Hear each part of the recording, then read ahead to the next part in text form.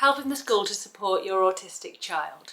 I have two autistic children, and when I'm thinking about how to ask the school to support them, I like to think about it from a strength-based perspective, which is to say that I focus on what they're really good at, and I think about the kinds of support that they will need to help them to access those strengths. So, if, for example, your child was really great at creative writing, but they really struggled with handwriting and they really struggled with processing verbal information, then they would need support in the aspects of handwriting, which could look like a scribe or a dictation device, and they would need support in the accessing the verbal information, which might look like them being given the information in written form.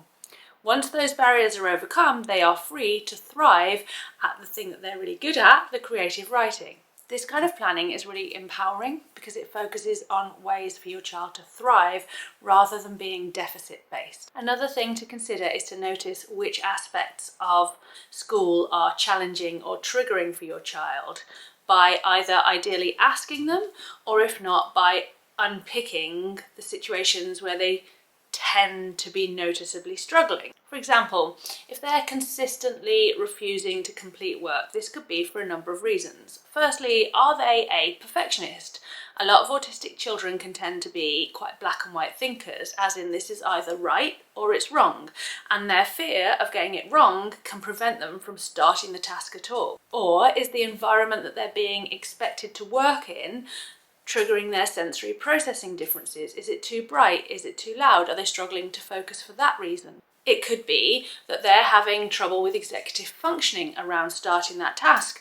For children with executive functioning difficulties, being faced with like a whole task can feel quite overwhelming and they can get stuck. So it might be worth looking at techniques like chunking, which is where you do 5 minutes of work and then you have 5 minutes of break.